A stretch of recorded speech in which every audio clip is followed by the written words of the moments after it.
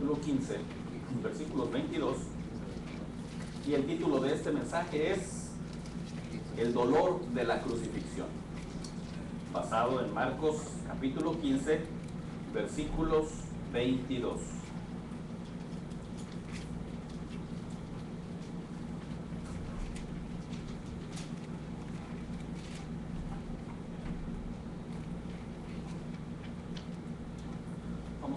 Vamos a leer solo algunos versículos y después hacemos una oración para comenzar con este mensaje. Dice así Marcos 15, del 22 en adelante. Le llevaron a un lugar llamado Gólgota, que traducido es lugar de la calavera, y le dieron a beber vino mezclado con mirra, mas él no lo tomó. Cuando lo hubieron crucificado, repartieron entre sí sus vestidos, echando suertes sobre ellos para ver qué se llevaría cada uno. Era la hora tercera cuando le crucificaron. Acompáñame a orar. Señor, te damos muchas gracias. Gracias por este pasaje, Señor. Gracias por la cruz. Gracias, Señor, por el incomprensible dolor que sufrió tu Hijo amado, porque a través de ese dolor y ese sufrimiento, de esta tortura cruel, de esta ejecución tan inhumana, es que tú satisfaciste, Señor, tu perdón, Señor, y tu gracia para alcanzarnos y tener compasión de nosotros. Señor, queremos suplicarte solo una cosa antes de escuchar este mensaje. Queremos suplicarte, Señor, que abras nuestros oídos para escuchar tu voz. Queremos pedirte, Señor, que hables a nuestras vidas. Tu palabra es viva y eficaz, y más cortante que toda espada de dos filos. Y es por eso, Señor, que te pedimos que hables a nuestras vidas. En el nombre de Jesús, muchas gracias, Señor. Amén. Muy bien, el título de este mensaje es entonces El dolor de la crucifixión. El dolor de la crucifixión. Hasta hoy hemos visto algunas cosas que han sucedido durante el arresto, durante el momento previo a la ejecución pública de Cristo. Hemos estado viendo algunos pasajes de forma general y en algunos otros muy específicos de las cosas que sucedieron alrededor de esta crucifixión. Hoy vamos a ver, o vamos a continuar con esta serie de eventos que llevaron al Hijo de Dios precisamente a sacrificar su vida por usted y por mí. Dice el versículo 22, dice que le llevaron a un lugar llamado Gólgota, que traducido es el lugar de la calavera. De hecho, la palabra Gólgota es una palabra aramea, es el sonido fonético de las palabras en el idioma, no original, pero en el idioma popular que hablaba la gente, y que así le llamaba a ese cerro o a ese valle, a ese lugar alto en forma de colina tal vez. En griego se le llamaba calavera, o lo que significa calavera. Dice también el versículo 23, y aquí empezamos de lleno con este mensaje. Dice el versículo 23 que le dieron a beber vino mezclado con mirra, mas él no lo tomó. Hay un pasaje paralelo a este versículo que se encuentra en el Evangelio de Mateo. Mateo 27:34 dice que le dieron a beber vinagre mezclado con hiel, pero después de haberlo probado no quiso beberlo. Hay dos cosas: o le dieron vino o le dieron vinagre. ¿Cuál es la solución a esto? Bueno, quiero explicarles un poco. Esta hiel o este vino, ustedes saben muy bien que si por ejemplo ustedes descorchan una botella de vino de mesa, por ejemplo en casa, vino tinto, vino rosado, vino blanco tal vez, y ustedes descorchan esa botella y no la terminan, sino que la dejan a la mitad. Entonces ustedes saben que el corcho, al ser poroso, el corcho al no ser una tapa hermética de plástico o de metal, el corcho permite el paso del aire, ¿verdad? Entonces, con el paso del aire, el vino, como tiene elementos orgánicos, el aire se descompone y entonces comienza a fermentarse más de la cuenta y a descomponerse. Si usted abre una botella de vino y no la termina o la deja a la intemperie, muchas personas guardan en el refrigerador las botellas de vino a la mitad. ¿Qué es lo que sucede con ese vino de mesa? Bueno, ese vino de mesa con el paso del tiempo, varios días después, se convierte en vinagre. ¿Qué es el vinagre? El vinagre es una solución amarga, ya pierde su sabor el vino natural. Si era un poquito dulce, se convierte en amargo. Si era amargo, se convierte en muy, muy amargo. Bueno, ahora imagínense ustedes, si ese vinagre se deja por muchísimo tiempo más, pues se convierte en algo parecido a la hiel. ¿Qué es la hiel?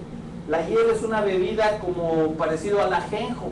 No sé si ustedes han probado esas bebidas que son muy fuertes, que saben que tienen un sabor y un aroma muy, muy, muy fuerte, ¿no? Bueno, bíblicamente, la hiel se utilizaba para denotar algo que tenía que ver con la amargura. La hiel y la mirra eran dos especies que se obtenían de un árbol que crecía en Arabia y en la India, que se utilizaba como especie o especia para aromatizar. De hecho, esta mirra fue la que utilizaron en el cuerpo de Jesús como una especie de conservativo para que su cuerpo no se descompusiera tan rápido después de la muerte. Esta mirra se utilizaba también, o como lo acabo de decir, para amortajar cuerpos. ¿Qué significa amortajar? Significa eso precisamente, el cuerpo tendido, ponían estas especias en forma de pequeñas hojas o pequeños elementos así chiquitos, entonces ponían una venda alrededor y esa venda protegía que las especies no se secaran tan pronto y mantenían al cuerpo más tiempo sin descomponerse. Ahora bien, esta hiel, este vinagre o esta bebida amarga, dice el versículo 23 de Marcos 15, que se la dieron a beber, mas él no quiso. Bueno, ¿cómo fue que se la dieron a beber? Hay dos pasajes, estos dos pasajes dice que se la dieron a beber y que Jesús la probó, pero después no quiso tomarla. Bueno, ¿por qué hacían esto? Miren, una de las cosas que tenía, o uno de los efectos que producía este vino o esta hiel, era que cuando una persona bebe este tipo de vino o este tipo de hiel, se creía que relajaba los músculos.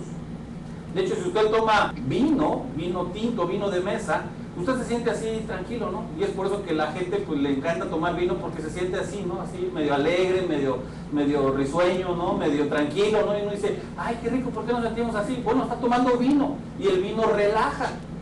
¿Por qué hacían los soldados? ¿Por qué les daban vino a las víctimas? Escuche esto.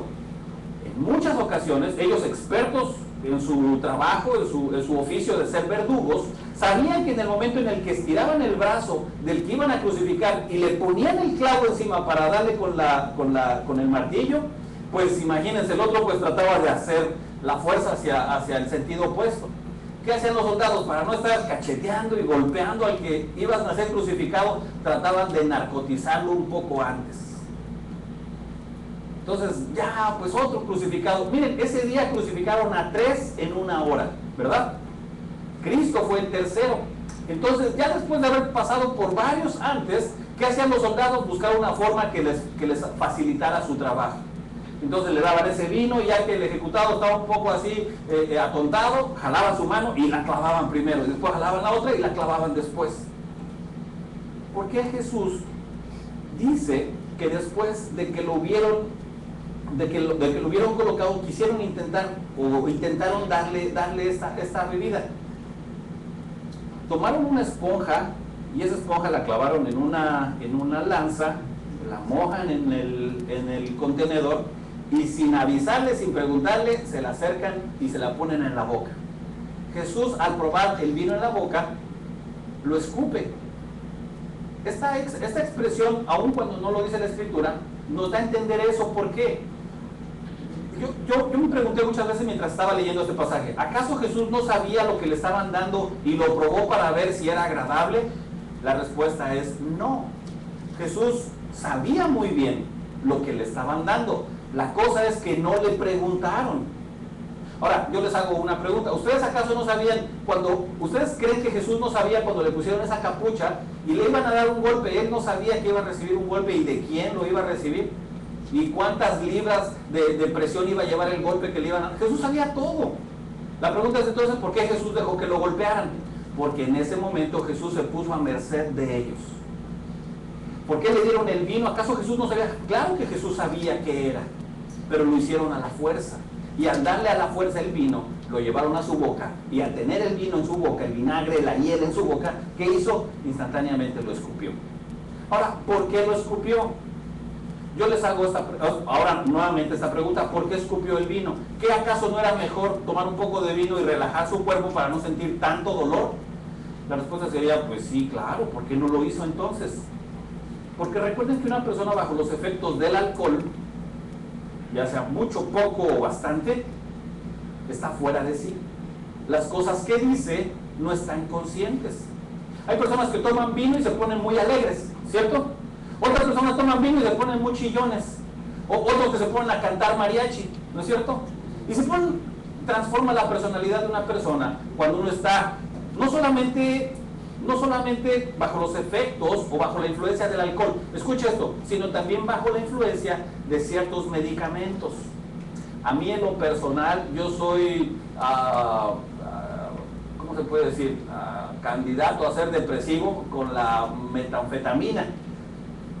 Cuando tomo un poco de medicamentos para la gripe, me pongo así triste. Entonces me dice mi esposa, ¿qué te pasa? Le digo, no sé, no entiendo, pero me siento triste, veo cualquier cosa en la televisión y me dan ganas de llorar. Y me dice, ay, no exageres, por favor. Pues no sé, o sea, es el medicamento que me hace sentir así. Y hay muchas personas que cuando toman cierto medicamento necesitan ser tratados con otro tipo de medicamento para que no se vayan a suicidar. ¿Por qué? Porque una persona que está tomando cierto tipo de medicamento que le ayuda para resolver cierto tipo de enfermedad puede llevar a que esto genere en otras consecuencias que pueden ser peores. Entonces, no solamente es medicar, y cosa que está muy mal hecho por parte de muchos de ustedes, bueno, de algunos, que se sienten mal y dicen, comadre, ¿qué tiene? Pues me duele la cabeza, tómese, esto es re bueno. ¿Y por qué le da eso? Porque a usted le funcionó, pero ¿cómo sabe que a la otra persona no le va a hacer una reacción distinta? Pues es que se parece a mí. No porque se parezca a usted o no porque le hizo efecto a usted, significa que le va a hacer el mismo efecto a la otra persona. ¿Qué tiene que hacer cuando usted se siente mal? Ir al doctor y que el doctor le dé. Pero es que me va a dar lo mismo. Tal vez le da lo mismo, pero ya está seguro de que eso es lo que usted necesita. Porque si usted toma otro tipo de medicamento, pues probablemente puede causar otro tipo de reacciones que usted no se esperaba. Jesús rechaza este vinagre, este vino. Escuchen, ¿por qué? Porque Jesús quería estar consciente de cada palabra de las 7 que él mencionó estando en la cruz. De lo contrario, cualquiera de sus adversarios actualmente habría dicho, Jesús les dijo, perdónalos porque no saben lo que hacen, porque ni siquiera él sabía lo que estaba diciendo. Estaba emborrachado o estaba drogado. Jesús escupió el vino precisamente para evitar que cualquiera pensara que Jesús no estaba en sus 5 sentidos cada palabra y cada acción que él tomó mientras estaba clavado en la cruz. Todas las personas que fueron crucificados, o la mayoría que fueron crucificados y estaban bajo los efectos del alcohol o bajo los efectos de ese vino o de esa hiel, podrían decir 1000 maldiciones, podrían ver elefantes rosas volar, podrían decir 1000 cosas que sucedieran. Sin embargo, en el momento de la cruz, Cristo quería estar consciente de cada cosa que él dijo y cada cosa que él hizo. Por eso es que se lo dieron y lo probó, pero no lo tomó, dice el versículo 23. Ahora pasemos al versículo 24. Dice, cuando le hubieron crucificado, ¿verdad? Dice, cuando le hubieron crucificado, repartieron entre sí sus vestidos. Las dos palabras, hubieron crucificado, están en un participio continuo. Esto significa que lo crucificaron durante un momento y después de ahí terminaron y pasaron al siguiente punto. Y miren, algo que lo he dicho ya en los últimos 2 mensajes, en el mensaje anterior también lo dije, es que la Escritura, la Biblia, escuchen esto, la Biblia solamente dedica una palabra para referirse al acto más cruel y más vil de pena capital que había en el siglo I. No da detalles Marcos y no dice, primero le extendieron el brazo derecho y lo clavaron, después con dolor le estiraron el brazo izquierdo y le rompieron los tendones de la muñeca al quererlo estirar hasta el otro lado y clavarlo, luego le jalaron las piernas. Si alguno de ustedes vio la película de Mel Gibson, La Pasión, algunas personas dicen, es que es una forma tan descriptiva. Es verdad, el propósito de esta película, o el propósito de muchas películas, no es resaltar lo sangriento que fue el momento, sino ver crueles a las personas que mataron al Señor. Y aun cuando fue verdad, la Biblia da énfasis no en el sufrimiento directamente de la cruz, sino en las burlas de las personas que estaban clavados con él en otras cruces, de los que caminaban alrededor y de los mismos soldados. No da detalle la Escritura para este evento tan sanguinario. Yo estaba leyendo un comentario y el comentarista decía, esta expresión de cuando le hubieron crucificado, otra forma de decir, cuando Cristo fue crucificado, nos recuerda una expresión en el relato de Génesis. Dice Génesis capítulo 1 que Dios en el cuarto día hizo dos lumbreras, el sol y la luna. Y al final del versículo 16 dice, hizo también las estrellas. Y pasa el quinto día. Y uno dice, solamente dice, hizo también las estrellas. Y todos los millones de planetas, soles, sistemas galácticos, todos los hoyos negros, todas las constelaciones y todo lo que hay, todo ese universo gigante y enorme que hizo Dios en el espacio, dice la Biblia, hizo también las estrellas nada más. Y cualquiera que estudia astronomía diría, pero ¿por qué no hay más detalles sobre eso? ¿Por qué no dice, hizo también Júpiter, Saturno, Neptuno, hizo la luna, hizo los satélites, los anillos dorados de Júpiter, hizo esto, hizo aquello? ¿Por qué no da tantos detalles? Porque no es un libro de astronomía. Es el relato de cómo Dios creó lo que creó. Cuando leemos en este pasaje en Marcos, que fue crucificado, y uno se pregunta, ¿y por qué no da más detalles sobre la crucifixión? Porque tampoco es un libro de anatomía. No nos está diciendo el Señor que debemos de estar nosotros preocupadísimos o interesadísimos en estos detalles. Y qué bueno que alguien lo esté, pero a Dios no le interesan los detalles en donde no da detalles. Pero donde Dios se detiene y comienza a dar una serie de explicaciones, es entonces que para Dios eso es importante. El mismo ejemplo se los voy a poner de otra forma. La Biblia utiliza solamente 2 capítulos en toda la Biblia para describir la creación. Dice que en el primer día hizo la luz, en el segundo día hizo la expansión, en el tercer día separó las aguas de la expansión y entonces la tierra. Después en el cuarto, en el quinto y en el sexto día y en el séptimo día descansó. Punto. Dice, pero ¿por qué tan poquito? ¿Por qué no hay otros 25 capítulos que nos hablan acerca pues, de los animales marinos, de los anfibios, de todos esos detalles de cómo están colocados los polos, de los 23.5 grados de inclinación de la tierra que gira alrededor del sol, etcétera? ¿Por qué no da todos esos detalles? Pero cuando usted empieza a leer el libro de Éxodo, y entonces en el libro de Éxodo ahí hay detalles en abundancia sobre la creación o sobre la fabricación del tabernáculo. ¿Usted lo recuerda? Y entonces dice el Señor, quiero que sea de 4 codos por 6 codos y medio la distancia que habrá entre una piedra y otra piedra. Y quiero que el color de las mantas sea color púrpura y el de las cortinas sea de tejón. Pero no de cualquier tejón, sino de los tejones que habitan en esta región. Cuando el sacerdote entre, el sacerdote entrará de esta forma y de esta forma. Y uno cuando está leyendo el libro de Éxodo y de Levítico, uno dice, ¿por qué todos esos detalles, Señor? ¿Por qué no más detalles para la creación, por ejemplo?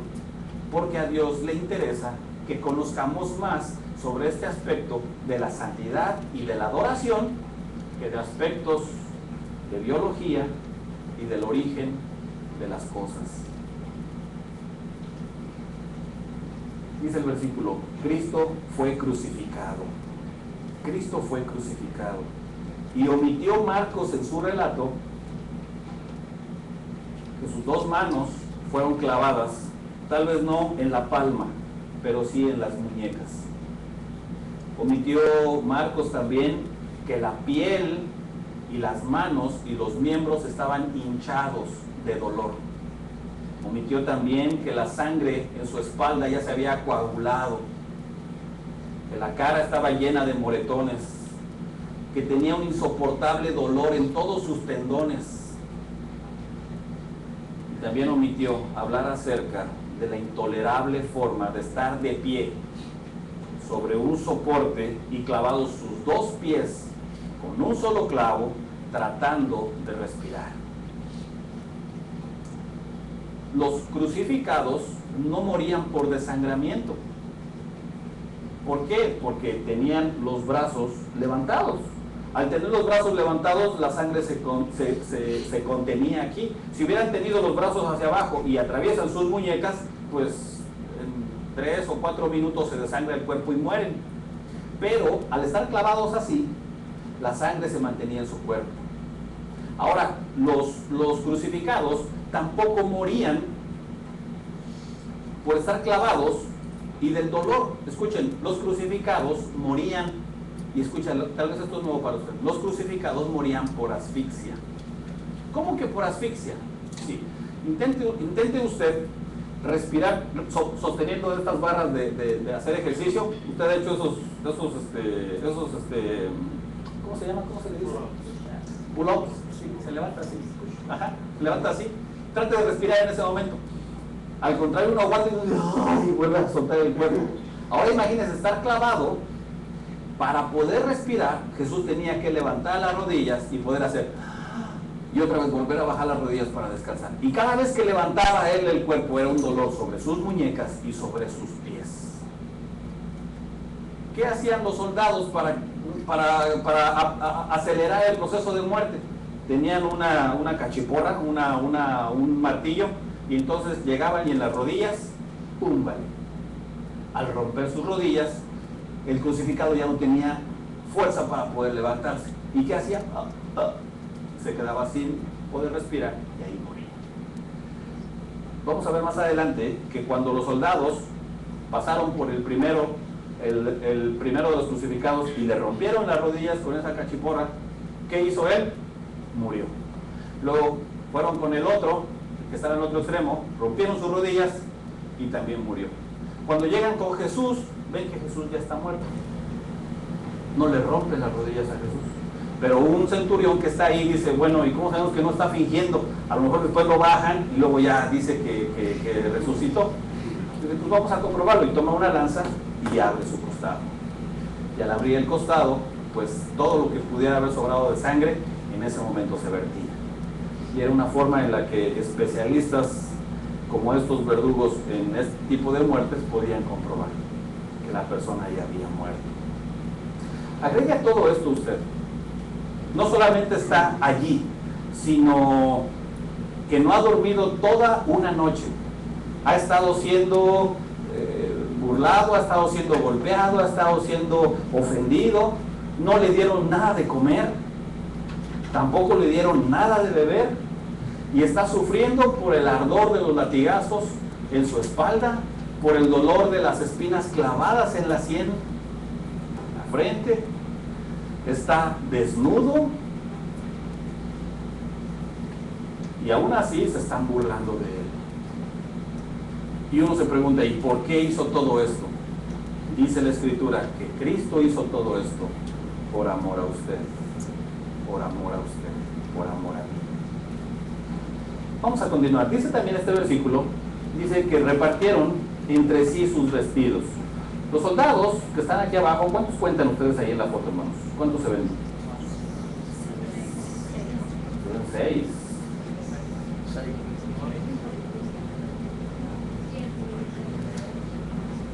La costumbre de los soldados al matar o al crucificar a alguien era repartirse los despojos. ¿Y por qué un soldado habría de tener o habría de buscar algo del crucificado? Bueno, tendría cierto valor para ellos. cierto valor económico o cierto valor de presunción. Ya sea que los hubieran podido cambiar más adelante las sandalias o la capa, o venderlas, o hacer algo con ellas, era una especie de triunfo para los soldados. El vestido de un hombre en aquellos tiempos constaba de 4 elementos. ¿Cuáles serían los elementos más importantes de su vestido actualmente? Así como viene hoy, ¿cuáles serían los elementos más importantes de su vestido? Muchas cosas, ¿no? Los zapatos, los calcetines, la ropa interior, el pantalón, en este caso la falda, la blusa, el suéter, ¿no? Si estuviéramos en invierno, pues le aumentamos otras 4 cosas más, ¿verdad? Los zapatos, 2 calcetines en cada pie, ¿verdad? Y a eso le agregamos pues todavía cinturón, y le agregamos después abrigo, capucha, orejeras, ¿no? Bufanda, lentes oscuros, guantes, ¿no? Todas las cosas. En ese tiempo recordemos que pues obviamente por el clima, pues las personas solamente usaban 4 tipos de vestimenta, o 4 elementos su vestimenta. Eran sandalias, cinturón, capucha y túnica. Solamente. Y estamos hablando de crucificado, no estamos hablando de una persona que salió de viaje o que salió a protegerse para una distancia larga. Estamos hablando de una persona que está crucificando. Ahora bien, Juan capítulo 19, versículo 23, nos da detalles acerca de esto. Dice el Salmo 22, versículo 18. No estaba bien, disculpen. Es Juan 19, 23. No lo tengo aquí en la proyección, pero búsquelo en su Biblia. Juan 19, 23. Los soldados que crucificaron a Jesús fueron 4. ¿Cómo sabemos que fueron 4? Bueno, aquí lo dice. ¿En la foto cuántos vimos? ¿En la foto que estaban aquí? 6. ¿Por qué habría 6? Bueno, porque al dibujante tal vez se le ocurrió, ¿no?, poner algunos extras para llenar el espacio. A mí se me hace muy interesante que los dibujantes, los pintores, los artistas en siglos anteriores, pues dibujaban lo que ellos escuchaban, ¿no?, o lo que ellos se imaginaban. Ya ven ustedes a Leonardo da Vinci, dibuja la última cena con Jesús al centro y los discípulos a los lados, y no hay nadie del otro lado de la mesa. ¿Y por qué? Pues porque tenían que posar para la foto. O sea, no era algo, su pintura no estaba basada en información, sino en su imaginación. Él dijo, bueno, yo me imagino que Jesús estaba en el centro y sus discípulos frente a la cámara, ¿no? ¿A qué me refiero con la cámara? Pues enfrente al lienzo de cómo se imaginaba da Vinci la escena. Obviamente sabemos que Jesús no cenó así, y obviamente sabemos que los discípulos no estaban de frente al otro lado y no había nadie del otro lado de la mesa, ¿verdad?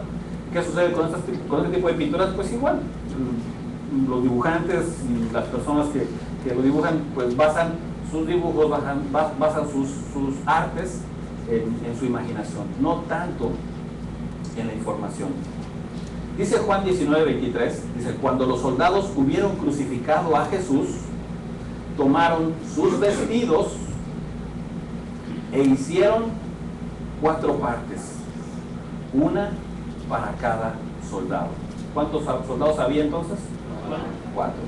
Tomaron también su túnica, la cual era sin costura, de un solo tejido, de arriba abajo. Entonces se cree que esta túnica, al no ser, ¿cómo se dice?, sin costura, sino tejida, tenía un valor cada vez más alto que cualquier otra túnica. Ahora, ¿por qué nos detenemos a hablar de esto? Bueno, porque es importante. En el Antiguo Testamento se profetizó que cuando el Mesías fuera crucificado repartiría sus vestidos. Y aquí entonces sí vamos al Salmo 22, versículo 18. Dice el Salmo 22, verso 18: repartieron entre sí mis vestidos y sobre mi ropa echaron suertes. Sobre mi ropa echaron suertes. ¿Qué fue lo que se llevaron los soldados de la cruz? sandalias, una capucha, una túnica, parte de su vestimenta. Todo ese grupo de soldados no se llevó otra cosa de Cristo más que solamente eso. Aún hoy día hay muchas personas que escuchan el mensaje de la cruz y se llevan solamente una buena opinión o una opinión interesante de lo que este relato nos dice. Aún hay día que muchos asisten a las iglesias o escuchan un mensaje y lo único que se llevan es los errores o los defectos de la persona que habló, o tal vez la poca información que tal vez hubieran querido escuchar.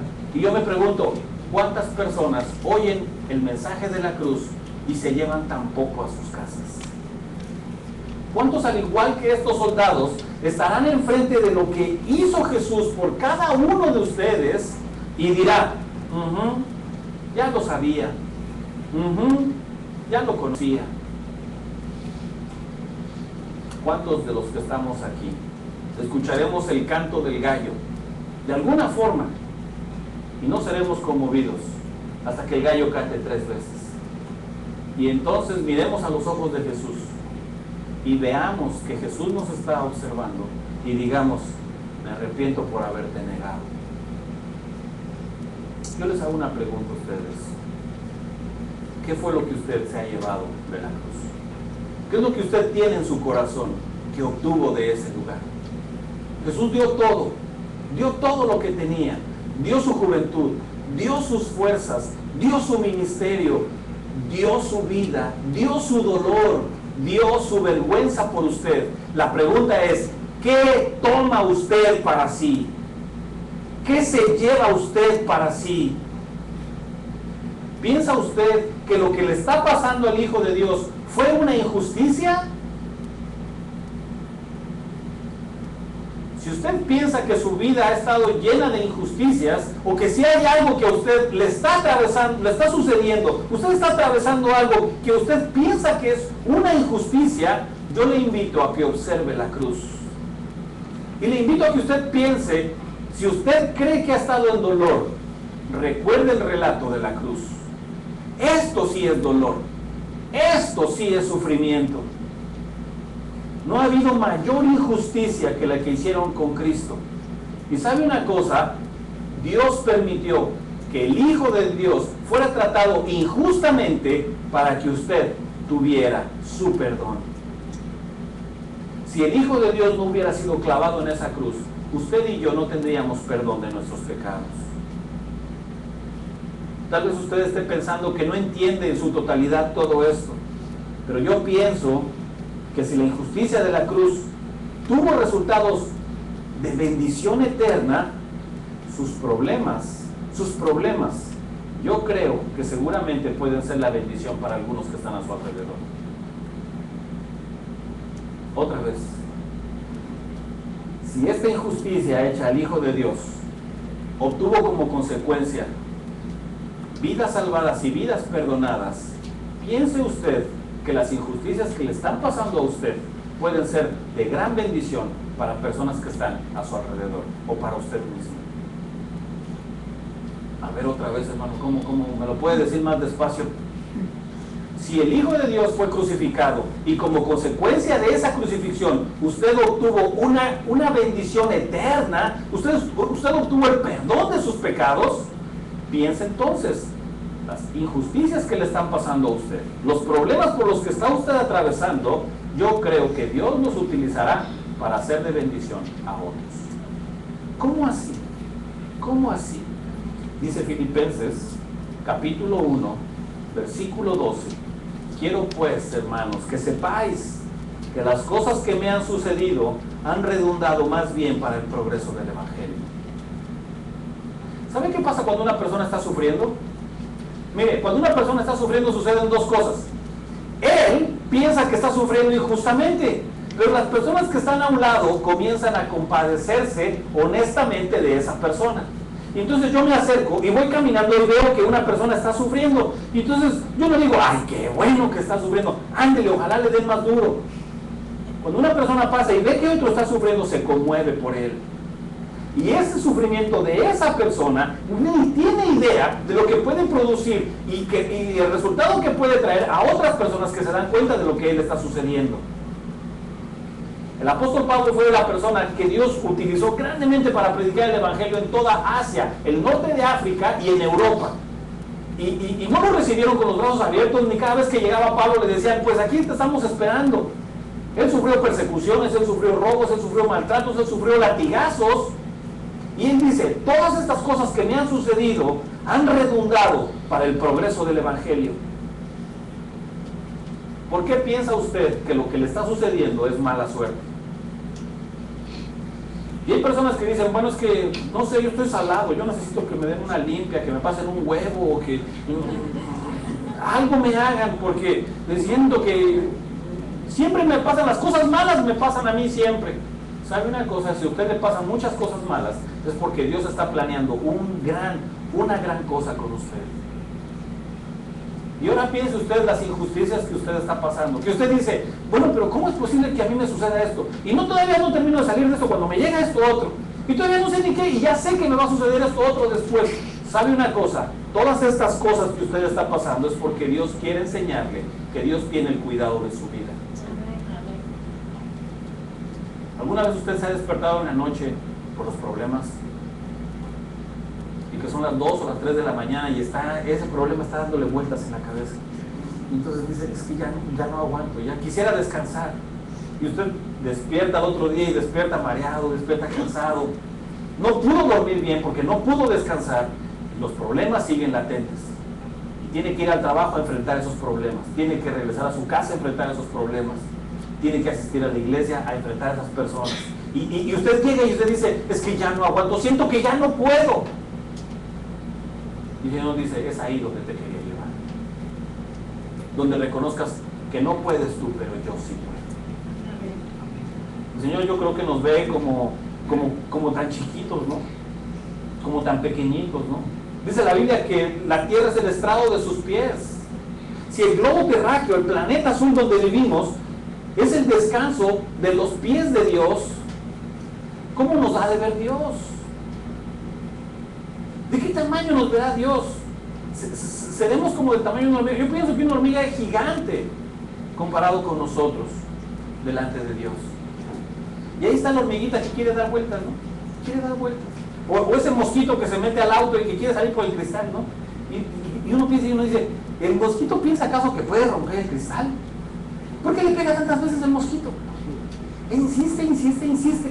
¿Qué pasará por el cerebro de ese mosquito? ¿Acaso realmente el mosquito piensa que en un intento de esos se va a quebrar, se va a hacer un hoyo por el cristal y va a pasar del otro lado? Yo creo que si el mosquito te volteara a ver y te hiciera con las manos así, please, bájale. Tú le ves ese botón así nada más así, para el cristal y sale el mosquito. Y tú ves a Dios y estás dándole topes al cristal. No por aquí, no por acá, no por esto, no por el otro.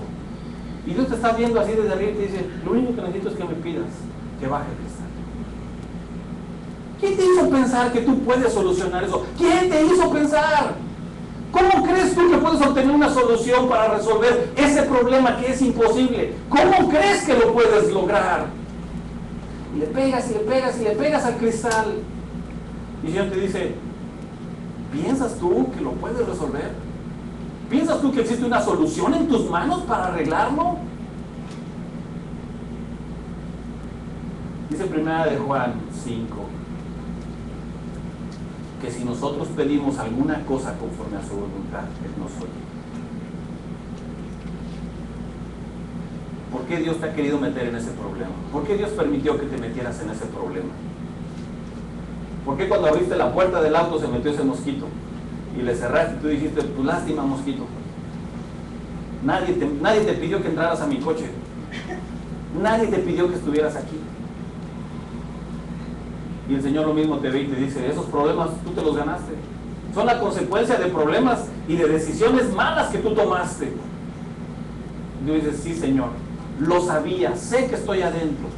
Y el Señor todavía después te dice, no solamente tomaste malas decisiones y estás pagando las consecuencias ahora, no solamente estás enfrentándote con esa serie de problemas que sabes que no puedes resolver, el problema es, ¿por qué sigues pegándole al cristal tratando de salir tú mismo? ¿Acaso crees que puedes? Y ahí está el mosquito y sigue insistiendo y sigue insistiendo. Bueno, Señor, si robo este dinerito, ¿no será posible solucionar esto otro?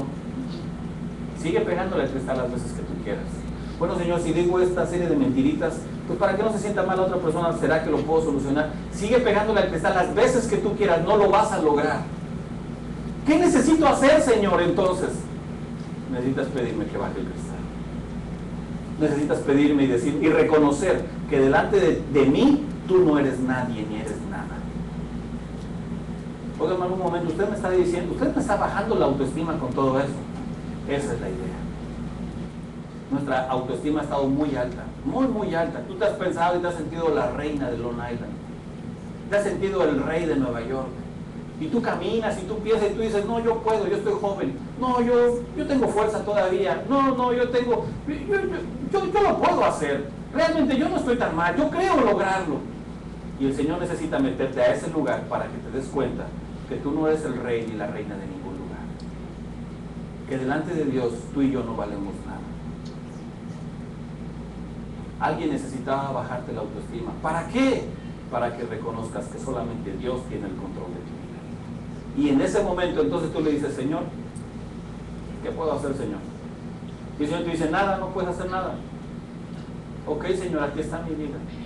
Aquí está mi vida, úsame, Señor.